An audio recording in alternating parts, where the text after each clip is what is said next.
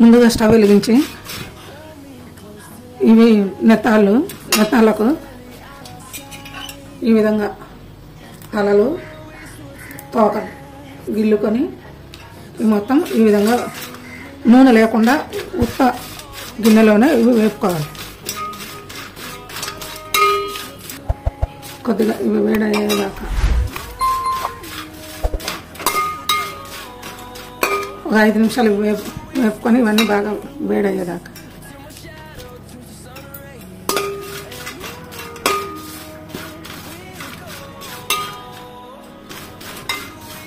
వేడైన తర్వాత వాటర్ వేయాలి. ఈ వాటర్లో ఇవి నాని మొత్తం దీంట్లో ఉండే ఇసుక ఎండబెడతారు కదండి, అప్పుడు ఎండబెట్టినప్పుడు ఇసుక మట్టి ఇవన్నీ ఉంటాయి కదా, ఈ నీళ్ళలోకి వచ్చేస్తాయి. ఈ పైన ఈ తెల్ల ఉంది కదా, ఇదంతా కూడా ఊడిపోద్ది అన్నమాట. ఒక 10 నిమిషాలు ఇవి నానాలి. ఇవి నానిన తర్వాత ఇవి ఒక 5-6 సార్లు కడుక్కోవాలి, శుభ్రం చేసుకోవాలి. ఇంత చింతపండు కడిగి నానబెట్టుకొని రసం తీసుకోవాలి. గుప్పెడు పండు ఇవి శుభ్రంగా కడిగి 1 గంట ముందు నానబెట్టుకోవాలి.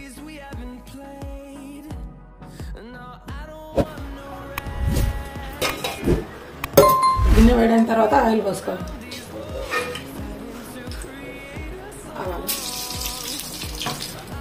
కట్ చేసి పెట్టుకున్న ఉల్లిగడ్డలు,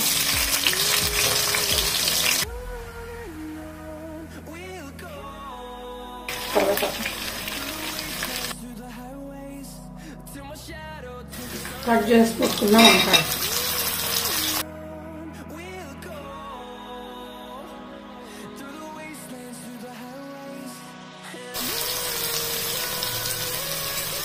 నానబెట్టుకున్న పల్లీలు,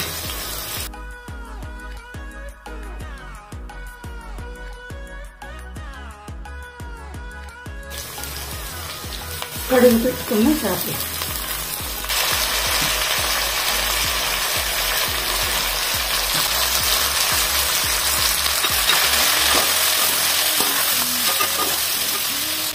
సాల్ట్,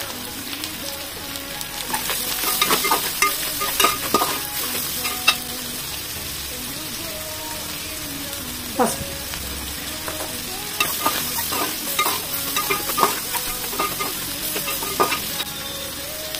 కారం మన రుచికి సరిపడా వేసుకోవాలండి. చింతపండు పులుసు పోస్తాం కాబట్టి కొద్దిగా వేసుకొని కారం వేసుకోవాలి.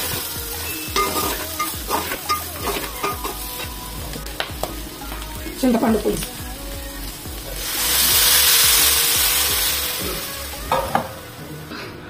ధనియా పౌడర్,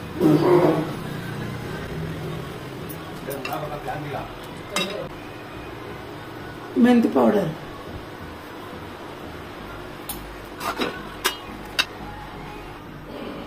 కొత్తిమీర,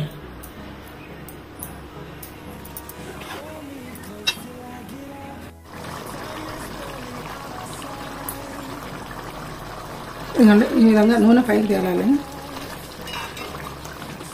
మనకి పల్లీలు ఉడికినాయా లేదా చెక్ చేసుకోవాలి.